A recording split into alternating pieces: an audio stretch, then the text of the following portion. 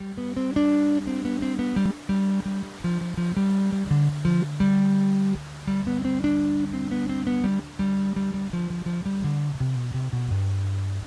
I'm Kathy Estabrook, and I recently just published a book, Living on Less and Loving It, in December. And so far, it's been a journey and a half. It took me about 3 years to get to the point where I'm at. That includes writing the book and going through the process, and it's quite a bit of a process. These are just the things I'm going to talk to you a little bit about today, so you can follow through with me, and so I keep on task. I guess it's a little bit of help for both of us here. I want to start a little bit about telling you a little bit about myself. I have 4 children, and they're much older now. They're all adults. My youngest is 20 years old. Only one of them still lives with me at the house. When I originally wrote the book, all of them lived with me, and all the money saving strategies were in full force because teenagers are expensive, and everyone in this room probably understands that. Next piece of information I'm just giving you is a comparison that I'm going to talk to you about as we're going through the presentation. What happened in my life to get me where I'm at now was my husband and I had children really, really young. We had 3 of our children by the time he was 19 and I was 20. We took full responsibility for our children since the time we were 16 and 15. So we didn't take state assistance, we didn't take help. So in the beginning of our lives were very frugal, very hard, but my husband worked really hard. He worked 2 jobs for many years, and then years later, about 8 years after that, I decided to go to college with 4 little ones.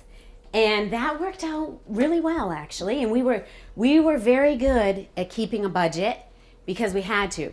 It was survival. We didn't take assistance, so if we didn't keep a budget, we didn't get our groceries. So we did very, very well, and then all of a sudden, I had a degree in elementary education, and I had a good job. So then I got some credit cards, and I really got us in some debt. My oldest daughter went over to college in Canada, and I couldn't have her go to college in Canada without giving her a vehicle. So I then got a brand new vehicle. So we had added on to the house because we had 4 kids. I had a brand new vehicle, and our house was maxed out, and I had $18,000 worth of credit card debt on a yearly basis. So I might pay it off when my taxes came in, and I just kept doing it. Well, pretty much I was a mouse on a wheel, and I just kept going. Nothing was getting any better, and I picked up a second job because we couldn't pay our bills. So I went from teaching to also waitressing at night. And I still do both jobs, but it's more because now I would like to look into retiring early, which isn't looking so good yet, but I'll keep working on it. So I wrote the book to help others that were like myself. My husband and I were very hard workers, but nothing was changing for us. We do have a nice home. We live in a ranch-style home that we've added on to, but we were in so much debt. Our house was maxed out, and I really felt like, well, I've got to do something. So once I did it, I went through Dave Ramsey. Dave Ramsey was a very knowledgeable person, great information through everything, but I'm coming from a different perspective. I have never had a lot and lost everything. I've never had very much, most of my life. So it came from a perspective of, how do I do better than where I'm at right now? What can I do to get myself in a better position? So it's definitely a different financial book than you've probably read or seen. It's really ways to sever your budget in a very hardworking manner. And that's what I did. So I want to just talk to you, there are 22 chapters in my book. Today I'm going to just talk to you about 4, hoping that I connect with each one of you here today. I figured the 4 main ones is what I'll do. And before I get into them, I want to just explain to you why I wrote the book. You go out there now originally when I began writing this book, I couldn't find the financial help I wanted. And the book that I wrote really still isn't there. I talk about making homemade cleaners, doing things really with a lot of grit. You've got to be willing to work hard to get out of where you're at. So I really wanted to help people. There are people out there that are working hard like myself, and things aren't changing for them. So I wanted to help them. That was me. And I finally, you know how I got this information? I listened to people. It wasn't a book, wasn't a radio station, it wasn't a television. I listened to how some people lived their life. And I took the wisdom from other people and put it together. That's really what helped me, was other people. And the other thing I want to help about is there's a little bit of survival in this book as well, which I'm going to talk to you about. A lot of times in life, you need to be able to be a little bit self-sufficient. And that's something I learned writing this book and saving money. It's not easy to be self-sufficient when we rely on the grocery stores for everything we do. And in my book, you'll learn I garden a ton that lasts me the whole year. We have hard winters in northern Maine, but my onions last all year. My green beans last all year. My tomatoes last all year. I save myself tons of money. It creates some self-sufficiency. So that's also in here. The first thing I want to talk to you about, which is one of the ways I really began saving my money, was making my own cleaning supplies. I heard about it online, and I first tried it with liquid, and I didn't like it a bit. I want to be able to make a bunch of it, leave it, and move on. So I tried this liquid recipe, and it didn't work very well at all. So I then have changed my recipe to what you'll see today. And it just consists of 3 things that you can get right at Walmart. And this is the laundry detergent. But in my book, I talk to you about Windex. I talk to you about furniture polish. I talk to you about wood floor cleaner. I talk to you about bathroom cleaner. I don't buy any cleaners. I make them all. And they're right underneath my cupboard. If I run out of Windex, I go grab vinegar.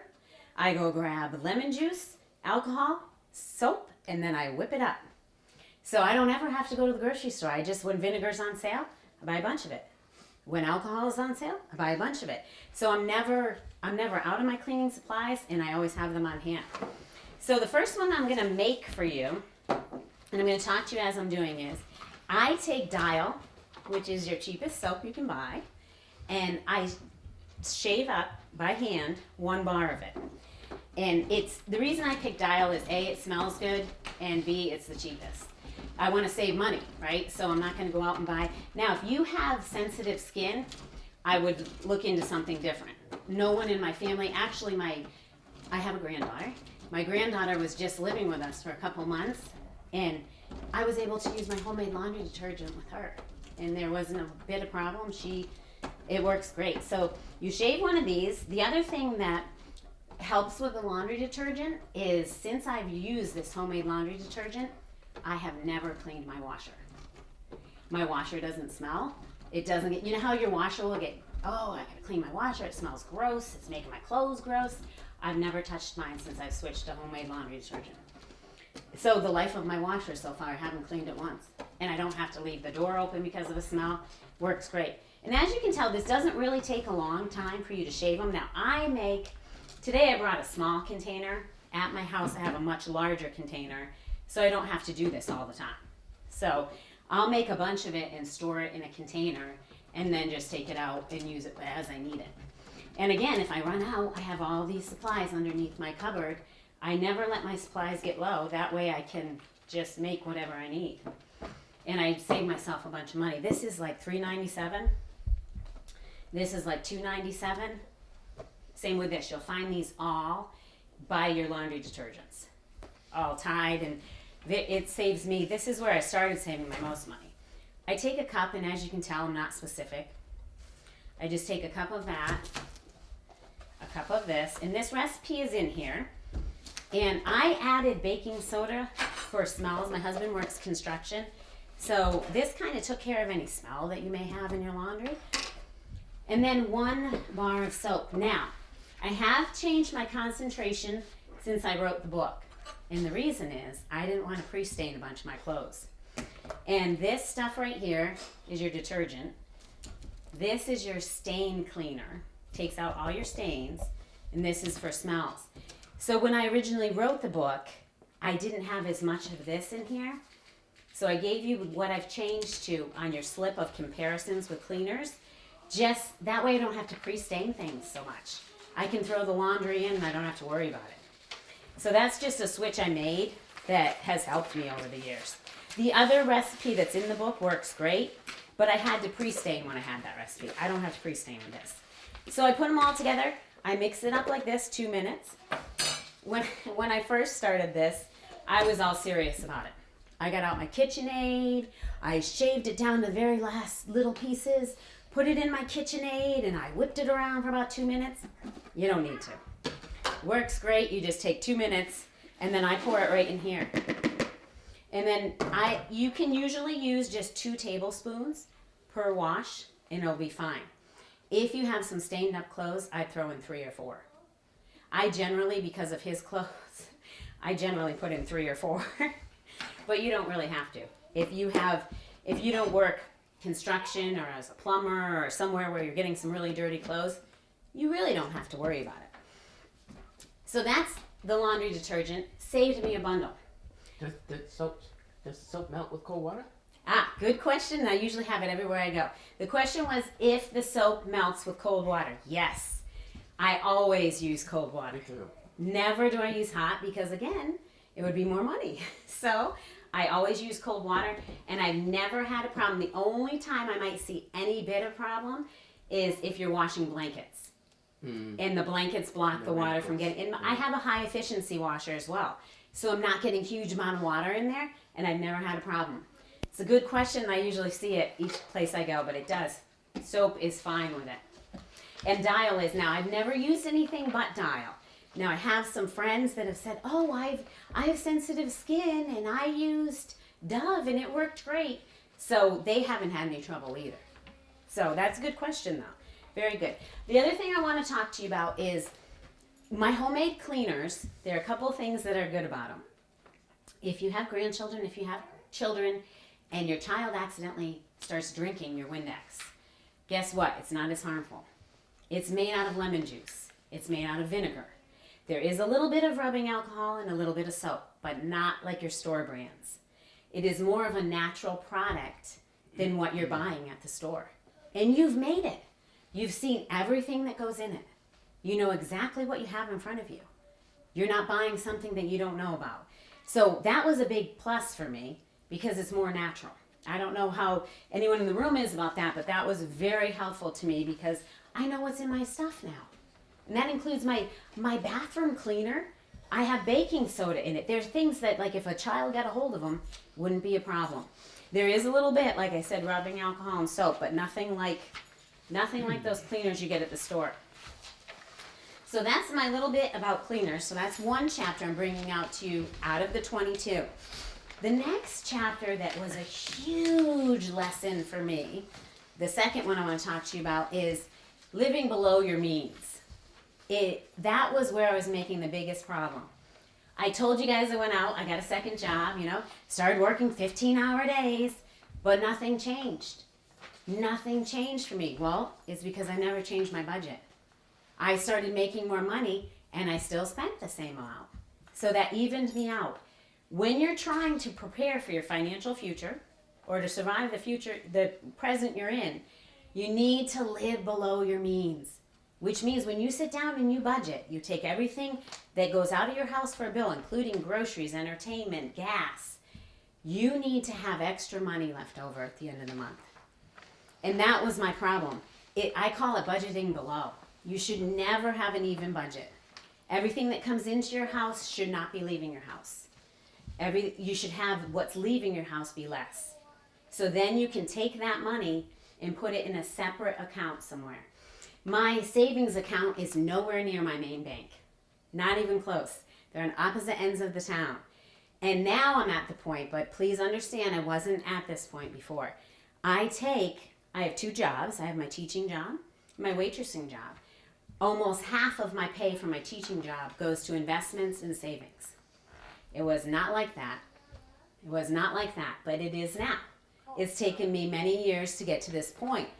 I automatically have my paycheck put into my savings that I can't get to. I just automatically have a portion of it, and so I don't even consider it my pay. Just goes into that bank. Now, if emergency comes up, that's different. Like we had a problem with our well in the fall. Before that would have been a huge problem. It was $1,500, and we would have been like, what are we going to do? We'll have to put it on the credit card. We could write a check. That's not how life used to be. Life wasn't like that. So I have to say it makes a huge difference, and it helps you rest easy at night. we had 4 children, and you know you're going to make some emergency room trips. You know they're going to be in some kind of sport. You know something's going to go on. Before, I whipped out my credit card. Christmas was all on the credit card. Birthdays, Easter, everything was on the credit card. None of that goes on the credit card now.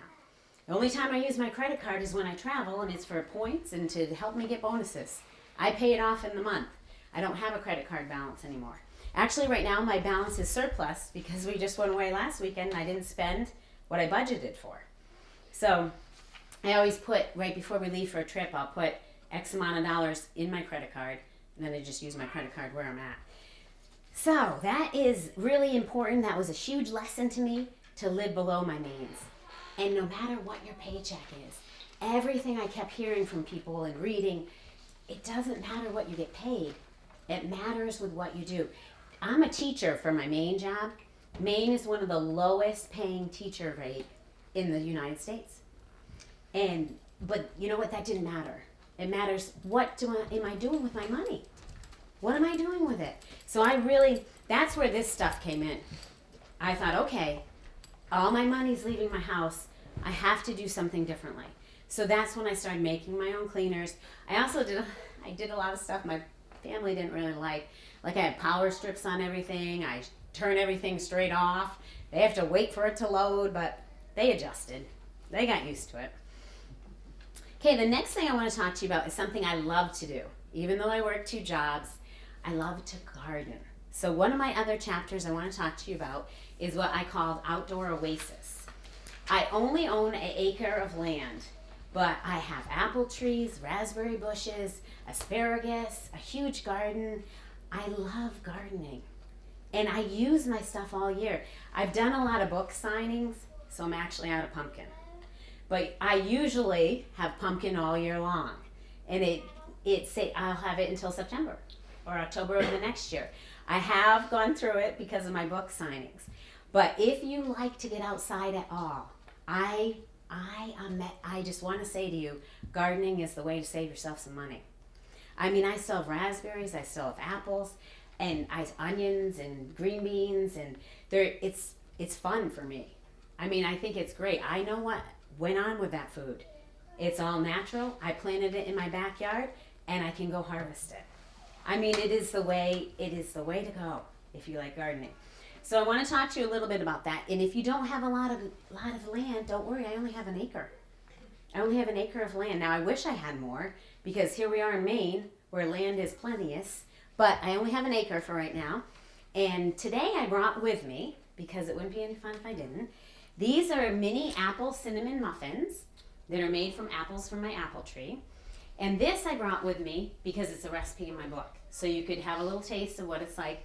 I talk also in my book about making extra money. And one of the ways I make a lot of extra money besides my 2 jobs is I do yard sales with baked goods. So like this is a huge hit. People will come and say, do you have your chocolate cake with peanut butter frosting and your peanut butter balls? I'll be like, yes, I do.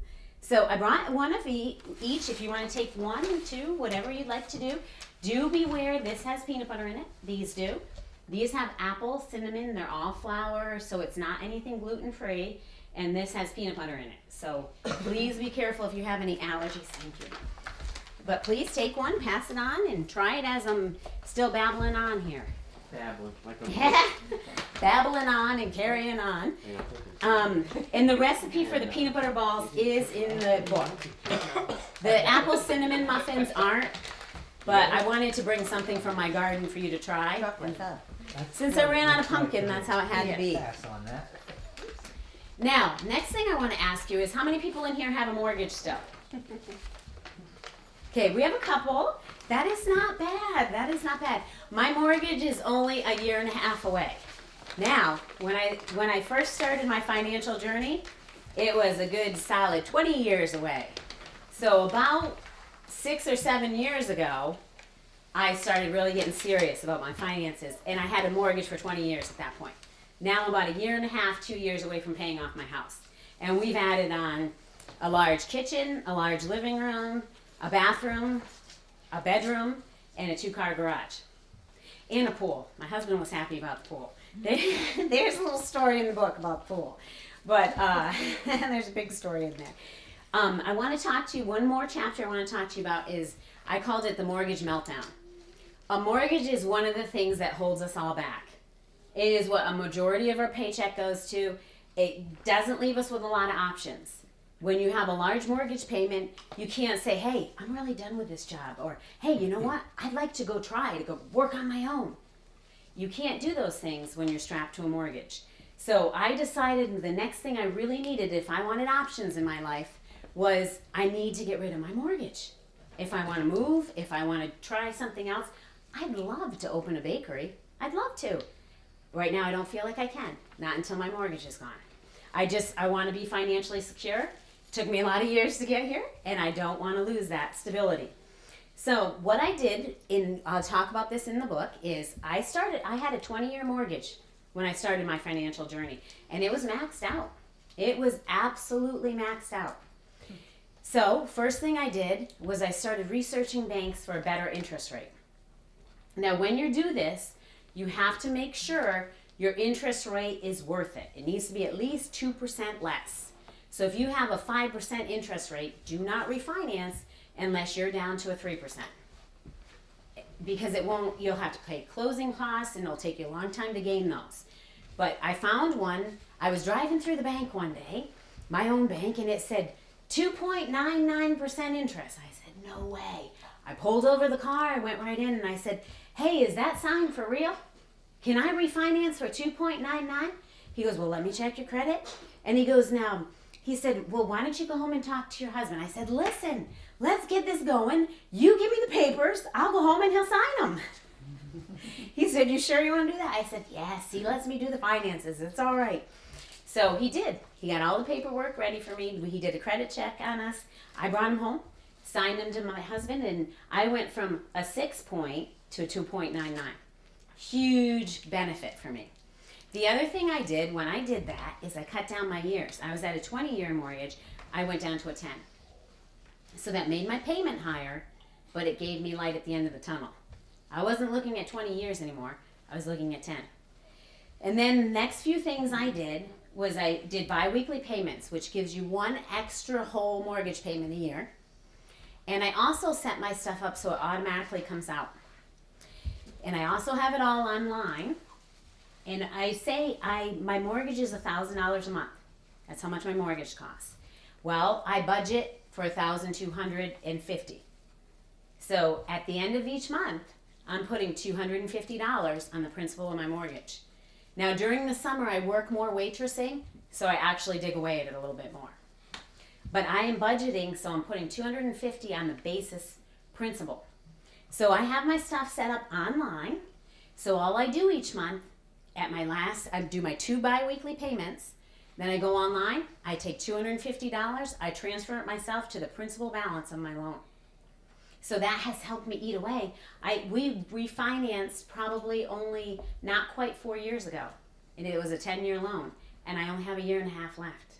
So it works, guys. At first you don't see the light at the end of the tunnel, but it does, it works. I wouldn't be standing here if it didn't work. It really does work. So that's another thing I want, that is in my book as well.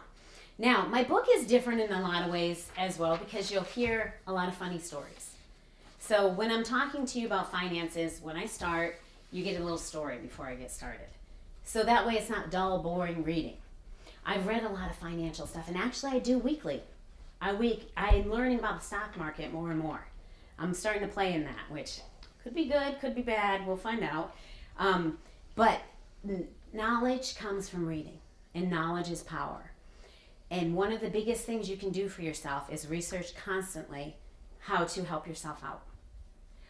The other thing I want to do for you, and this is the part that I want to read just one chapter for you, and I hate to read the end of the book first, but the end of the book is one of the best parts. One of the things I want my reader to understand is never give up.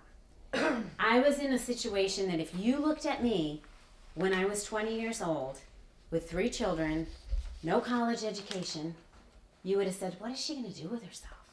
I actually had high school teachers that said to me, because I already had a baby in high school, what are you going to do with yourself now? Well, I would love to go see them now. But anyways, we'll leave that alone. because now I have a college education. I've written a book. You can do what you put your mind and effort into. You really can. Thankfully, we live in a country where opportunity is there. Sometimes it's not easy. My life wasn't easy at times, but we accomplished. And I give God a lot of credit for helping us out, because we worked very hard, but it wasn't easy. It wasn't easy. And I want everybody in this room to understand, all of us have talent. All of us have abilities. We can do things. Sometimes you feel like you're in a rut and you can't, but you can. My life for a long time, I was like, what? I just came one day and I said, you know what, I'm going to go to college. And my family members looked at me, you're going to go to college with 4 small kids? Because literally my kids were like stair steps. I had 3 and under. And they said, you're heading to college? I said, I sure am. I said, I've got to do it. So even my family was like, Kathy, that's a little crazy. And I said, no, it'll pan out. Now my husband over there promised me when I got a teaching degree, he'd take me anywhere that I wanted, and I haven't hit Hawaii yet. So he still owes me over there. He's going to have to do something about that. One of the other things I want you to understand before I read this chapter, and you'll get a glimpse of it when I read it, is I wrote this book to inspire you and encourage you. Not only to give you hints to save money and to make things better for your family, to make you a better person. We all need to be encouraged in life. And that's another reason I wrote this, because you're out there working hard. We all get up early, we all work hard, and we have to understand that it's worth it. So this is the last chapter, and it's titled, Keep Climbing. Throughout my life, and I'm sure as well as yours, throwing in the towel looked much easier than facing the climb up the mountain. It brings me back to a field trip I had the opportunity to go on with my oldest daughter. We journeyed to Mount Katahdin to take a beautiful scenic hike. Any of you been there? It's beautiful up there. I love hiking that. Every year I love hiking that. My friend and I were both chaperones. And I might add, I was very young at the time. Key important part of this story. We let the kids decide whether to take the extremely challenging route or the less challenging trail. Of course, they wanted the harder one. With sweat running down my beet red face, I kept trucking it. The kids were behind us, and we had to be an example. Keep going. I can remember thinking, how long is this trail? And how many of these huge rocks in a vertical direction are coming my way? Life is just like the hike I took. Your kids are watching how you face challenging situations. Do you take the road harder to travel with greater reward? Or do you stroll down easy street with less gain? If there's anything I can convey to you today, is do not give up. It is important that you continue to keep fighting for a better life for you and your family. Regardless of your situation or predicament, keep moving forward. Anyone who looked at my husband and me with 3 babies at age 19 and 20 would have shaken their heads at us. You can make your future better. Determination and hard work are 2 of the most important factors in a challenging outcome. With God's help, you can make the impossible possible. Take tiny steps until you're walking. Once you're walking, start speed walking, and then begin jogging. After jogging, run until you've made it for your family. After all, we all wake up each morning and head off to work for our families. Each step won't be easy, and there'll be days and times when you're not sure how things will pan out, but somehow they do. I had many days when I was not sure what to do or even how to do it. My older children remember the days they had juice in their cereal because we just didn't have enough money for milk. But my children never went without food, and by the grace of God, have been very healthy. I can remember family members snickering at me when I decided to go to college with 4 small children. I heard questions like, "Are you sure that's the best idea for your family? Pursue what you know is right and what will help your family."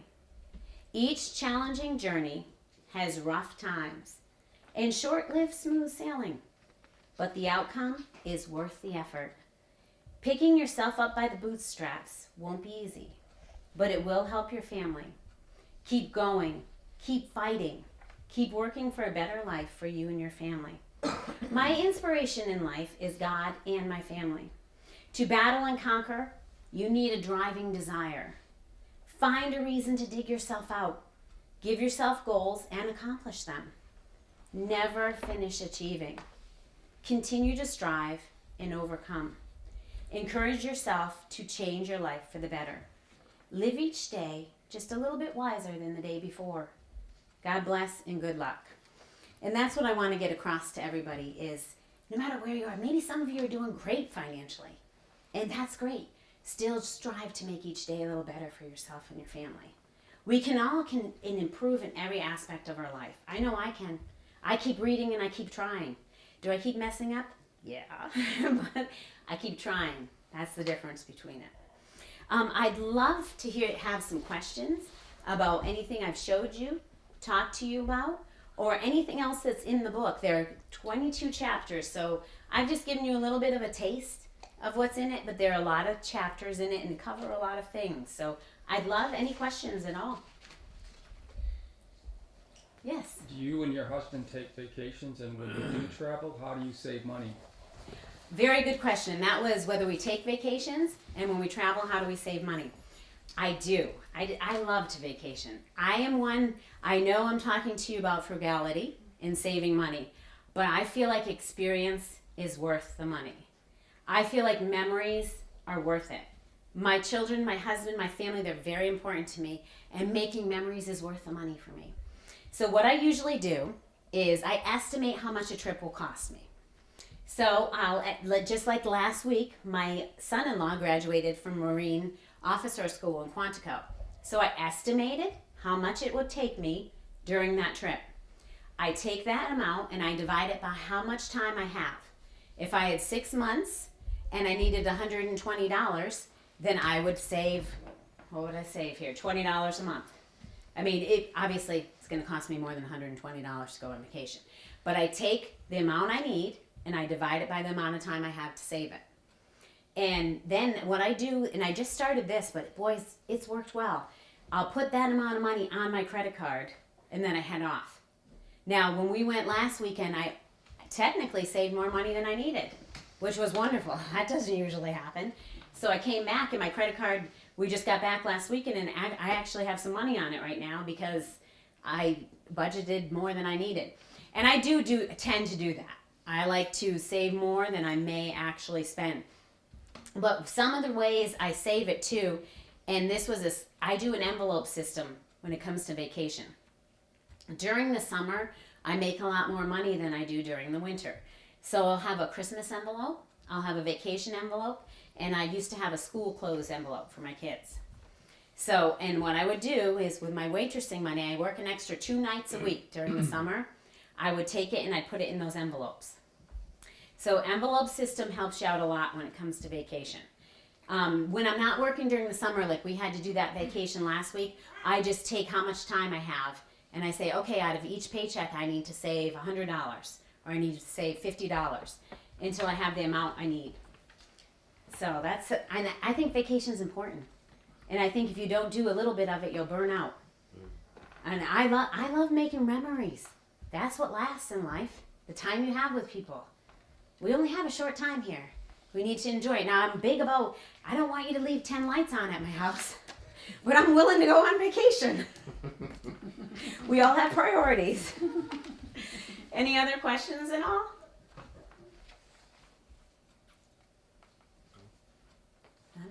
You guys have been a great audience. I'd like to offer, I am selling my book today for $12. I'll sign it for you. I'd love to offer you a copy, and please, any questions you can think of, I don't mind at all. And you guys were a great audience, and it was wonderful to be here. Thank you. I guess you can extend this sort of homemade thing to a lot of other things, like clothes or... Exactly, and actually, I'll be honest, he said you can take this homemade thing and extend it to making your own clothes, I wish I had that talent. I tried I honestly made 2 outfits in my life, Those were the last 2 outfits I'll ever wear. But I went with my mother-in-law, and it was the last time I went shopping with my mother-in-law and sister-in-law too. We went to a fabric store, and they said, "Oh, we're going to teach you how to sew." I said, "Oh, okay." I was only a teenager. I'm like, "Yeah, all right." So I go with my baby girl, and they spent the whole day in the fabric store. I was about pulling my hair out. I'm a very physically active person. So even to stay in the store for an hour, I'm done. So that was okay. So then we came home and we started piecing everything together. And I was like, wow. Like when I bake, honestly, I gave you measurements in my book. I don't measure anything. It all goes in. I tell by the texture, by the looks, and that's how I bake.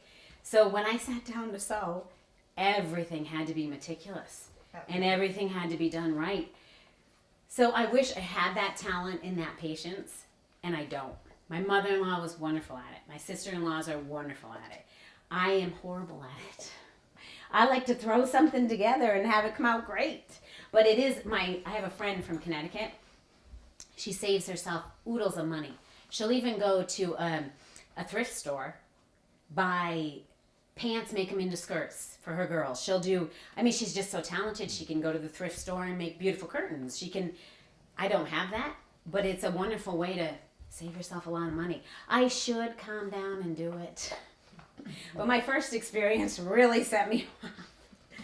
Oh. But any other questions or comments? No? Well, again, thank you very much. I've enjoyed being here. And you have a nice little town. Thank you. You're welcome. It reminds me of my house, my hometown.